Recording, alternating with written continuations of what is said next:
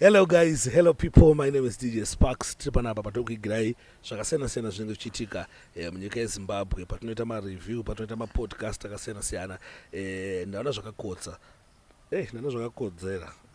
Hello guys, hello people, my name is DJ Sparks. Tiri panapa patinoita ngwafiridzo netsvakiridzo patinotsvaga zvinenge zvichiitika munyika yeZimbabwe tichiuya nazvo panapa tichikupakurirai mugare muri up to date, mugare muchiziva zvinenge zvichiitika. Recently pakaitwa Manama Awards and ndaona zvakakodzera kuti review ngatimbogare pasi nevakuru vari muentertainment, vari muarts, naJack Radix, ndipromota vanakaziva kubva kudhaya ndichiri kumanager Lady Squander, and I'm sure kuti knowledge yavainayo pamusoro peindustry kwairi kubva nekwairi kuenda vanayo. Saka nhasi ndinavo panapa kuti timbokurukure nezvawakaona nezvaitika kuManama. Mukoma Jack, muri sei? Sparks, uri sei? I'm good mdara, muri sei? Inendripo. I'm very happy mdara kuti makwasa kutambira uko yangu makana ano Sparks ngendikuite pass through, because I do believe kuti muri zvibaba, muri mafundanga when it comes to nyaya dzearts, muno understand, and muri vanhu vekuti makariska mari dzenyu makati ngetiise mari paground so that mageto youth anosimuka and anokwanisa kuti aende kumberi and takuzviona zviri kuitika. And recently pane event yanga iripo yenama, saka timbondipowo kuti kareview kenyu kamakaonawo kunama. Ndakaona video mamuriko kwangu kuti sei kunama? Ndakati Sparks, kunama ndichitanga pavenue. The venue was okay. Kana kutambirwa kwataitwa nemahasha uchiratidzwa pekugara, zvese hapana chatakaona chakaipa. Alright. Yes. How far, like my nomination acho, are you happy now? And vanhu vakawina, are you happy now? Makazvionawo sei? Yeah, so far this year ndikatongoti in terms musical, since ndokwatichakanyanya kurerekera song of the year, obviously apapasa chitsotsi Kilati, Master H. Makaona kuti 2024 munhu akashanda zvekuti he well deserved that award. Yes. So when I'm saying overall pamakategori atikaona vanhu vakawina, it was fair enough. All right. But inini ndandine zvanga zvichindinetso nezvanga zvichindirwadza about Manama, especially at this year, kuti why Manama asika recognize maproducer. Alright.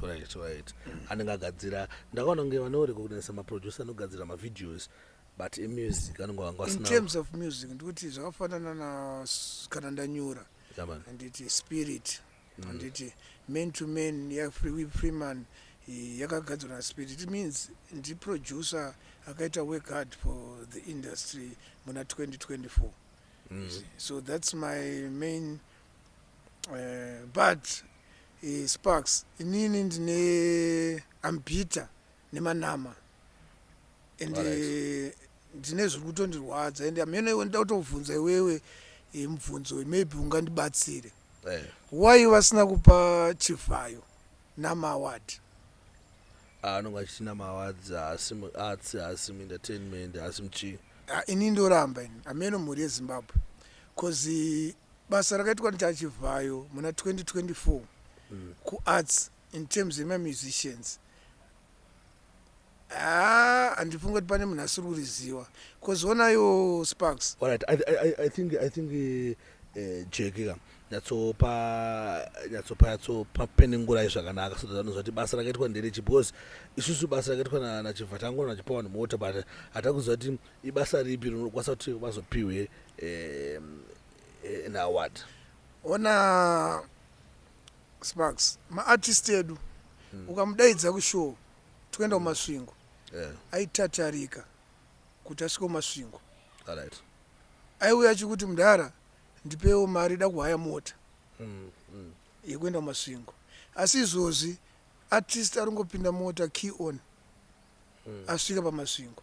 And ukada kutarisa kuti maartist mangani muna 2024 akaawardwa naChivayo mota, and they are countless, vakawanda. So to our music industry, and he played a vital role, a big role yekuti Nama wane ma special awards. awaifanira kuti Chivhayo ispecial award yako iyi nenyaya nerole yaplayer mumusic industry. Not music chete, ukatarisa wanoita maskits. Skits is art. Vangani macomedians apiwa mota naChivhayo dzekuti do you know kuti mota an artist will take ages kuti atenge mota imise up. Yeah, especially mota dzanjipiwa wanu naChivhayo. If you check kuti mota yakapiwa DJ Fandana waishanda makore mangani, airekoda matracks mangani, aita mashow mangani kuti awane that money yekutengayo epapa I think muna. Saka inini ndo pane point yangu. Yes, kumanama everything was well, but pana Chivhayo apa. I think he deserved a special award. Chivhayo. Alright. But anonga chiriko anonga singafarira Chivhayo, anonga singatozviona kuti Chivhayo pane role ari kuplaya. Noti china vane vavo. Ini ndoto vanhu vasingafarire Chivhayo ka varoyi. Alright. Munhu asingafarire Chivhayo nemabasa ari kuita, munhu yeanoroya. Munhu asiri kuona zvakanaka zviri naChivhayo. Because iwo ukatadza kuona, what are Sparks? Munin'ina wako ari kuimba iwo. Obvapiwa GLE.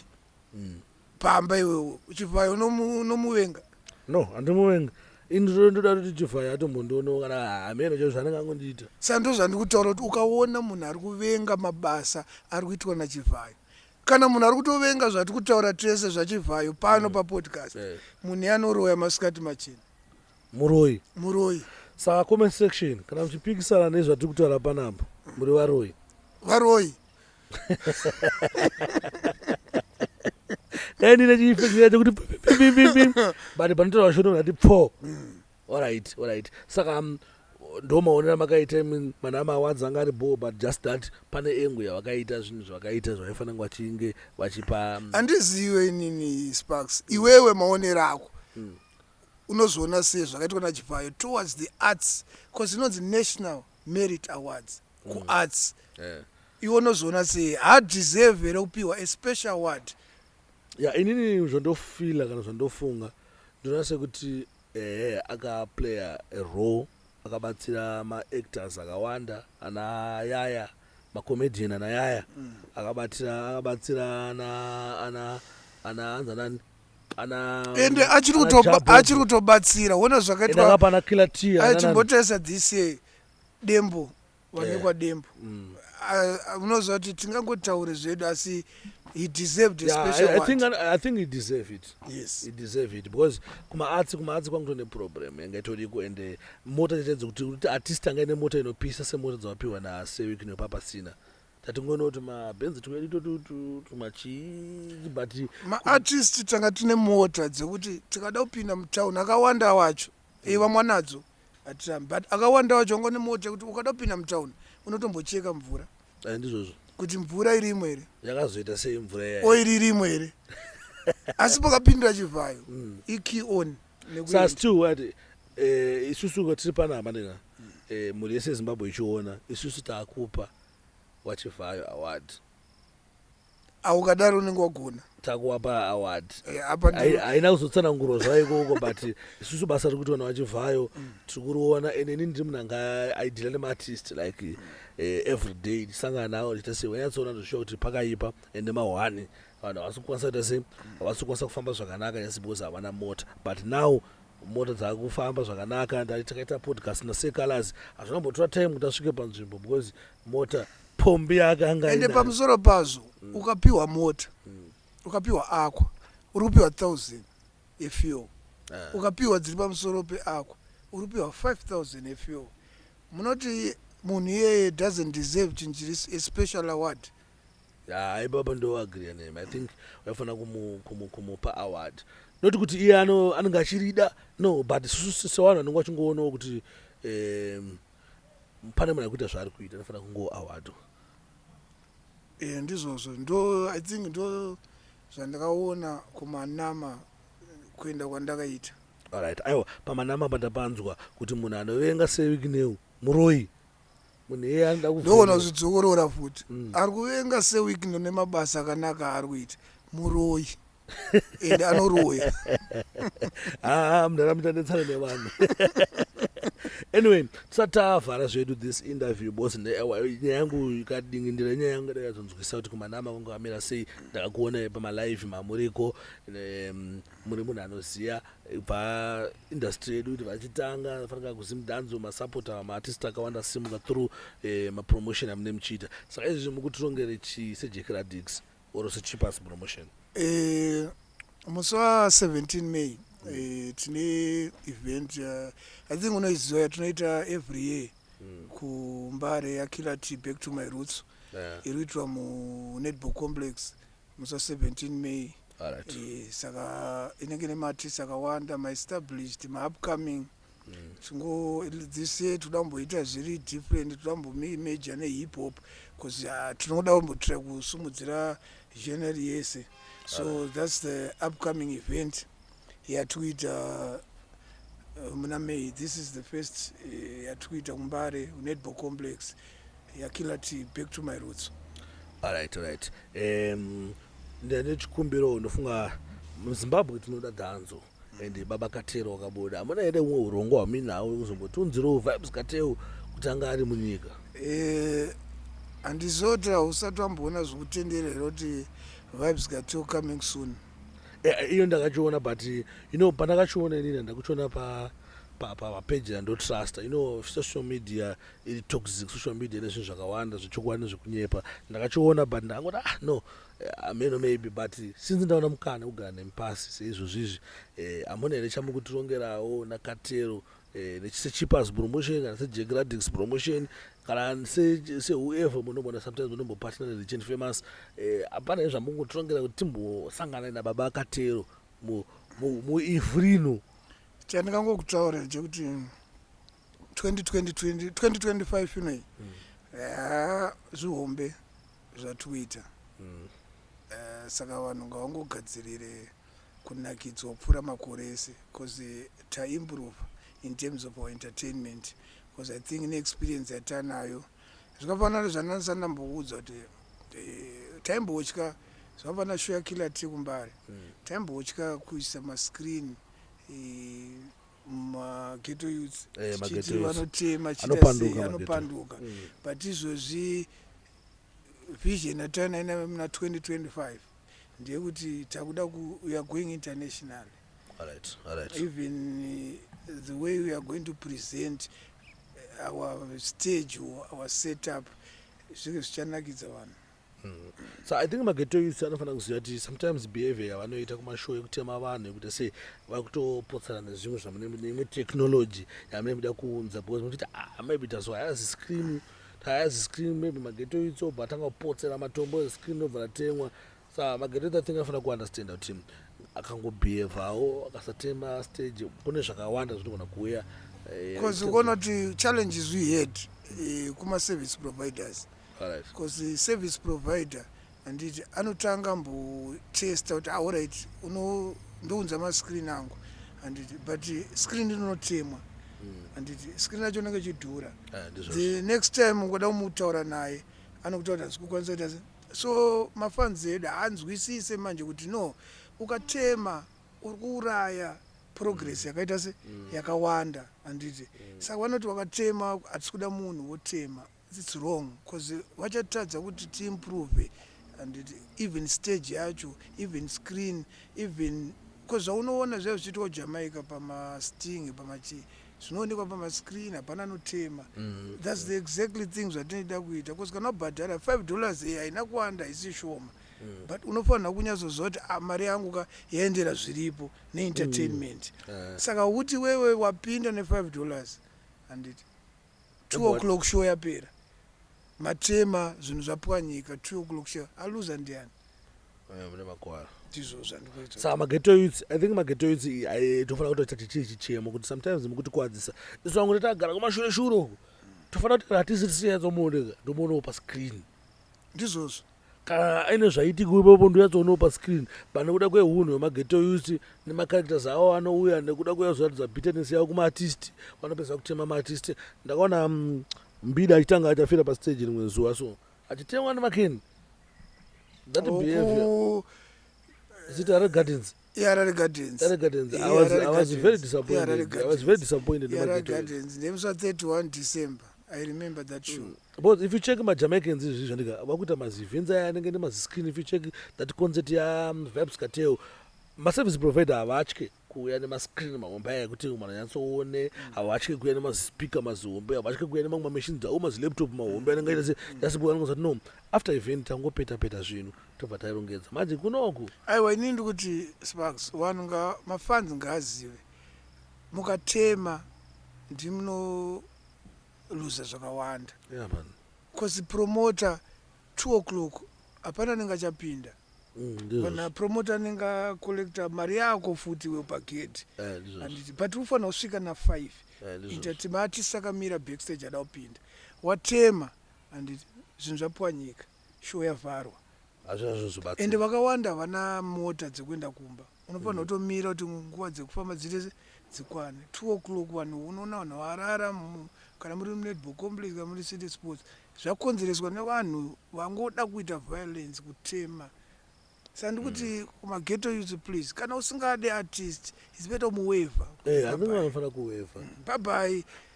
Ndana ndokudzai kuti ndakaenda kuevent ya handinganzoende kuma-events. You know, muti mukamindi Sparks batika kuma-events, but pamwe pata ndende kuma-events, but ndakazoenda kuevent ya Ndunge Youth. Mudhara ndiri pastage pakakanozi bhodhoro reviceroy ranga rine mvura mudhara nekuti iroro rakabata munhu iroro rakabatwa munhu rakabata munhu mudhara kutongonzwa kuti baba vaya wabuda vachiti kumboenda kunorefresha. Ini ndotombofunga kuti munhu, how do you feel manje watema munhu akwara iwe ndiwamutema, so unotoenda mumba mwoyo wako uchifara. I don't know kuti maGhetto Youths panofanira kuti apagadzisa, afanira kuchinja. I think zvinhu zvavari kuita mazuva ano zvinhu zvakaitika kuJamaica kudhara nemumwe ma2004 pataizoona maClean achikandwa pana Ninjaman versus Vibes Cartel, and right now maJamaicans ndo vatotedzera culture yavo, havachateme munhu. Because isusu mafans tinotoada, because mafans ndo vanoita kuti Killer T aende pamberi, Freeman aende pamberi, it's their support. Ndo vanotoita kuti mashow mapromoter aramba achita mashow nekuuya kwavanoita. Totoda kuti vauye neuwandu hwavo, asi tungoti please violence yekutema kana munhu akubhowa kuwevha munhu achienda kuri nani. Tosvika makuseni munhu wese achita se achifara. Bozi mamwe mafaro inini ndikurimemba kudhara chaiko mudhara madezi aitemwa nemaClean asana nemoto, ndaizoenda apo ndakunodziya moto nemagunduru, ndaizoenda apo ndamuchicken slice zviti ndada kurara so panze unotozonzwa tsitsi, unozwa kuti Sparks unotozonzwa tsitsi show yapera kuma2 zvauri kutaura izvozvo nakudziya moto wakuita sei, nokuti hauchakwanise kufamba. Zvapano uchibva kuCity Sports pane chisango chiri paipai, hauchakwanise kubva kuCity Sports, ende promoter hapana kwazvaanokwanisa kuita munenge mapwanya zvinhu, ende 2 AM hapana kwaanowana imwe sound inokwanisa kureplace. So tikaziva kuti no, isusu kuti show yedu isvike na5 handiti ngatisateme. Isusu ma-MC akaona munhu abhabhaiswa kasikira kuuya pastage wobvisa munhu show yoflowa. Ndizvozvo bozi vamwe vanopesa vakuita vakurasikwa nemalaptop avo, pamwe pacho patemwa rimwe tambo aminozi yabva yaita system yabva yaita samaGhetto Youths. I think promoter Jack Radix vatsanangura zvizere, and I'm sure kuti maGhetto Youths ari kunzwa, because I believe kuti 3/4 yavanhu vanotoniteerera vamwe vacho maGhetto Youths vanenge vachitoonawo maprogram atichiita vachaudzana kuti yekutema system iri kuzodzima radzima mangoma obva pera 2 o'clock ndo wakupinda busy yekufamba kuenda kuHighfields kusina makombi, wakumirira kuenda kuti zviende kuchitungwisa kwaedza, you know, something like that. Aiwa mukuru ndine mibvunzo yakawanda, but because of time I know kuti mune zvamune muchiita, and I'm humbled kuti matonde respect makangona anoti DJ Sparks rega ndingobudikire paplatform penyu tingonzwa kuti maquestions awinawo maquestions ei uyezve zvii kana muchizvikwanisa kuzviita se kuzvigadzisa mozvigadzisa. I know kuti this interview adakubatsira maGhetto Youths chete, yabatsira even Nama kuti next time kana uchinge waona munhu anenge abatsirawo arts imomo vanofanira kuita se kumurecognize so that anowana simba yekuti aramba achiita se achiita, uyezve vamwewo vanowanawo inspiration yekuti varamba vachiita se vachida kushandawo nevanhu vari muarts vachiisawo mari yavo. Thank you very much. Thank you very much. Koma Jackie Radix. Asimbunzo ngandinawo sandavhara. Ndekuti pameta ma events ka uchingori artist unofana kuita sei ndio ipindio mama events aya. Ndio munotasa sei tombondiri geto it from Fio chipo chiripo but ndapopindio pa event. Unozoisa toita izvotoita hatina favor hatidi mari hatite sei zvatoita very simple. Tine nhamba dzatinadzo. Unongotipa totaura newe wotitumiro 2 masongs aukamboridza tongokuti mabest aunoti apa ndakabata tomateerera. Tinewo team yatinayo yatinombogara nayo mustudio toteerera toona kuti unozva pane potential panooneka kuti uyu munhu ane potential uyu. Zvachokuona paya patoita kana macup clash panouya maregistration waregister paipa unopiwa platform yako yekuti umborwe 1 or 2 malines paunenge uchitorwa malines paipa tichitonyora pasi kuti uyu potential kuseri kwazo manje tinozotanga kutsvaga vanhu vaya handiti takuwapa imwe platform yaangasingakwanisi cause kuti mayouths kune vane talent but asina kana mari yekurekodha and anogona ngochanza kutengesa kana foni kuti angorekodhe song 1 and saka pakurekodha ipapo handiti ndo yaunozotipa tozoona kuti ane mukana tozotora kubva ipapo takutanga kukubatsira kubva ipapo.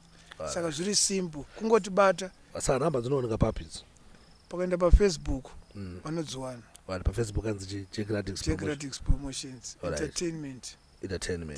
Sama Geto Youths munofana kuenda papeji rakanzi Jack Radix Entertainment then motora namba dziri papo mukosati mubate neJack Radix mukupota chikuisai pamashow ndo vanoronga futi naMdara Chippers. Big up Mdara Chippers. Makaipa tiri vapfana wenyu nanga pamwe pacho tichimborasa muromo but tiri vapfana wenyu. Big up Elder Patson Chimbodza Big up Abraham Kadzadza big up Mdara Abraham kuziwa big up yourself. With that mkuru I think ndinofana kuzoedza kuti taimene mambo yadzo yakupodcast tombotaura industry but for now zvanganda kudaidzirai takwasa kubatsirika and thank you very much for coming. Thank you.